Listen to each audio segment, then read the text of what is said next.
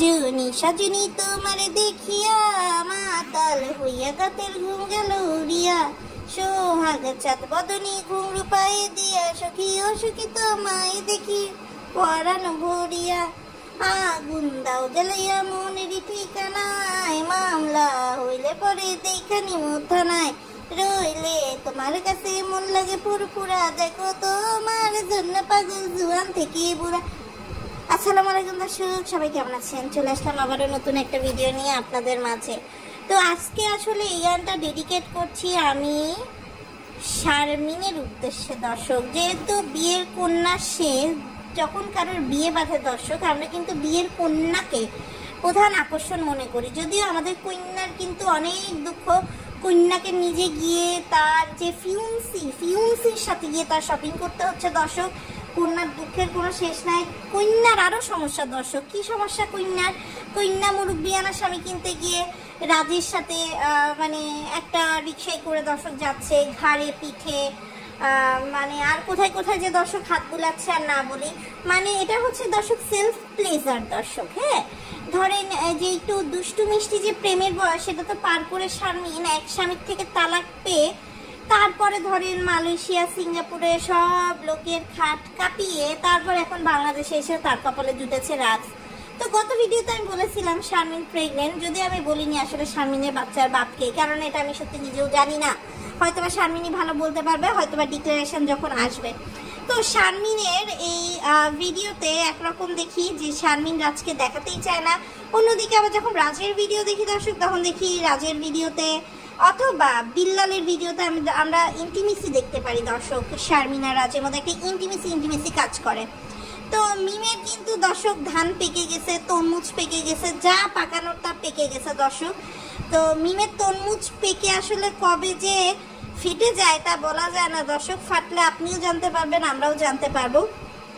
তো এবার কিন্তু দর্শক যেটা হয়েছে যে মিম কেমন যেন নিজের যে গ্ল্যামার সেটা কিন্তু সে হারিয়ে ফেলেছে। আসলে মিমের জীবন থেকে বাপ্পি যখন যখন দূরে থাকে, মিমের জীবন, মিমের চেহারা সব গ্ল্যামার সব নিয়ে চলে যায়। কালকে একটা ভিডিও দেখলাম দর্শক, শারমিনের পেছনে মিমকে মনে হইতেছে কোন বাড়ির কাজের বেটি হাইটা যাইতেছে দর্শক। বিশ্বাস করেন, হাতে আইফোন লইয়া মনে হইতেছে একটা কাজের বেটি হাইটা যাইতেছে। এটা একটা কথা বলেন। এরপরে দর্শক দেখেন কাহিনীটা কি ঘটছে, যে মিমকে নিয়ে গেছে আর এদিকে হচ্ছে আপনার বিল্লালের বউকে নিয়ে গেছে শপিং করতে। এখন এই শপিং করতে গিয়ে কিসের সাথে যে তাল মিলাইতেছে, বিল্লাল নিজের বউ আর বাবুর বউ দুইজনরে এই রাজের সাথে লিঙ্ক করাই দিছে। মানে একটা কি অসভ্য দুষ্টু ভাষা দিয়ে দর্শক মানে সে হচ্ছে ক্যাপশন দিচ্ছে, সেটা আপনারা দেখলেই বুঝতে পারবেন। তো আমার একটা কথা, এই যে মিমকে নিয়ে গিয়ে এত খ্যাত ডিজাইন মানে পছন্দ করতেছে। রাজ একটা সেলসম্যান, সে পূর্ণিমা শাড়িতে সেলসম্যান ছিল, সব শাড়িয়ালায় তার ভাই বাদার, সব সেলসম্যানই, এমনকি প্যান্ট চাড্ডি ব্রেসিয়ার সব কিছুর দোকানদারি তার হচ্ছে দর্শক ফ্রেন্ডস ভাই বাদার। এটা আমার কথা না, এটা রাজের নিজের মুখের কথা। আর মরিয়ম নাকি হাত ভেঙে ফেলছে দর্শক, মানে হাত আমারও একবার ভাঙছিল দর্শক, সত্যি কথা বলতে ছোটকালে দর্শক। ঠিক আছে, কিন্তু এরকম আমি দেখি না। আমি এর আগেও দেখছি আশেপাশের লোকজনের হাত ভাঙা দেখছি। হাত ভাঙলে দর্শক, হাড্ডি ভাঙলে দর্শক, মানে মানুষের যে একটা মানসিক পরিস্থিতি, সে নড়তে চড়তে পারে না, চেহারার অবস্থায় প্রকাশ পায়। আর আমরা দেখছি মরিয়ম দুই বেনি করে গ্ল্যামারাস লুক দিয়ে পারলে টিকটক করে দর্শক খুইলা। আমার তো তারানা হালিমের কথা মনে পড়ে গেল দর্শক মরিয়মকে দেখা। আর সাবিনা আবার থ্রেড দেয় যে একেরে পাটা ভাঙা হুইল চেয়ারে বসায় রাখবো। এটা একটা মা দর্শক, বলেন তো কেন থ্রেড দিছে বলেন তো? কেননা এখন তো সে তাকে দিয়ে টিকটক করাতে পারবে না, বুক পাছা দুলিয়ে হাত দুলিয়ে, কারণ হাতটা তো এখন বেঁধে রাখতে হয়েছে। হাত বেঁধে রাখার ফলে বুকের কাপড়ের মতো সতরের মতো কাজ করতেছে। আর বুকের সতর যদি না সরায় তাহলে তার টিকটকে ভিউ হবে না। এই জন্য কিন্তু মরিয়মের মা হেব্বি রেগে গেছে মরিয়মের এই কাহিনীতে।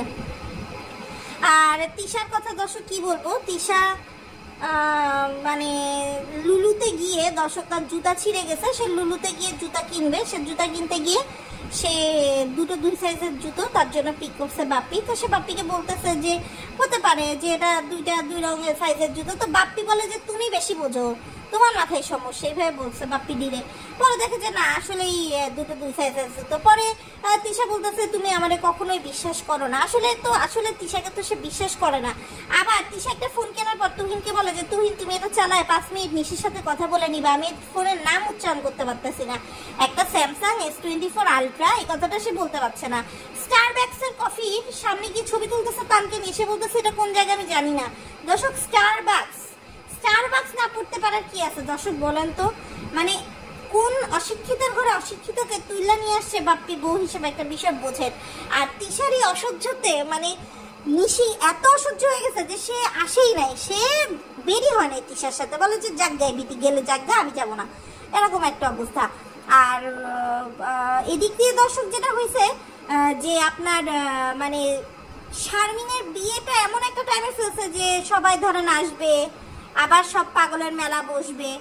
আবার এদিক দিয়ে তানজিলাও ধরেন অটো পাস হয়ে গেছে, তানজিলা না তো ফেল করতো, মানে কেমনে যেন তানজিলার কপাল খুলছে আসলে সাকিবের সাথে বিয়ে কইরা, না তো ধরেন গতবারের মতো 2.5 মানে পাস করতো কিনা এবারও, তারা প্রেম লুতুপুতুই তো বেশি করছে পরীক্ষা দেওয়াচ্ছে, বুঝছেন না? তো এখন কাহিনী কি হয়েছে, এই হলো মোটামুটি মানে আপনার অবস্থা। আর শারমিনের এই বিয়ে থামিয়ে শারমিন দেখি ভিডিওর মধ্যে তার মা ফোন দিছে, সেইটার ভিডিও কলে দেখাইতেছে যে আমি কথা কইতেছি, আমার কথা সেই কথা বলছে, এটা ভিডিওতে আমার দেখানোর কি আছে? আমরা কি তার জন্য পাগল? সে কি মানে বিশ্ব সুন্দরী যে তার মিনিট পয়েন্টের খবর আমরা রাখতে চাই, যে সে কার সাথে কথা বলতেছে না বলতেছে, এগুলো তো আসলে কোনো কিছু না। মানে শারমিনের যে এই বয়সে বিয়ে হচ্ছে, এরকম একটা অচল পয়সা যে চলছে দর্শক, এটাই তো অনেক বড় একটা বিষয়, তাই না? তো এইরকম একটা অবস্থায় এত পাই টু পাই দেখানো কি আছে আমি জানি না। তবে একটা দিক দিয়ে ভালো হয়েছে, যদি রাজের সাথে বিয়ের পর আসলেই শারমিন প্রকৃত পর্দা মেনটেন করতে পারে তাহলে তো আসলে ভালো, আর যদি নাও করতে পারে তাহলে তো আর কিছু বলার নাই। আর তিশা তানজিলাকে জন্ম দিয়ে তো পার পায়া গেছে, তানকে জন্ম দিয়েও হয়তো বা পার পায়া যাবে, বাট এই যে তাবিয়া এটা যেটা পয়দা করছে এটা হচ্ছে কুটনি, মানে তান মানে তিশা কি কুটনি, তিশার চেয়ে 100 পা আগে চলা কুটনি। কেন বলতেছি কুটনি আপনারা বলবেন, একটা ছোট বাচ্চাকে আপনি এভাবে বলতেছেন, আপনার মনে কোনো দয়া মায়া নাই।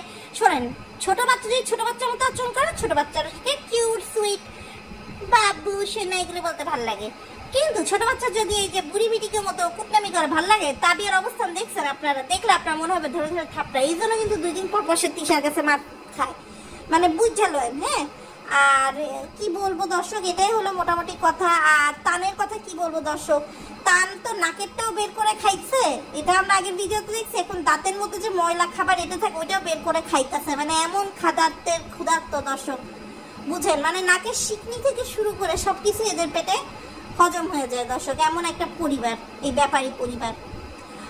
আর খুকি শারমিনের কথা দর্শক কি বলবো, জনসংখ্যা বাংলাদেশের বাড়ছে এদের কল্যাণে। আসলে গর্ভবতী ভাতাটা যদি বন্ধ হয়ে যেত জনসংখ্যা অনেক বেশি কমতো। আসলে এই ভাতার লোভে মানে বয়সকালে এক একটা বাচ্চা পয়দা করে ঘুরে বেড়াচ্ছে এরা যেভাবে, মানে এটা আসলে অনেক বেশি লজ্জাস্কর।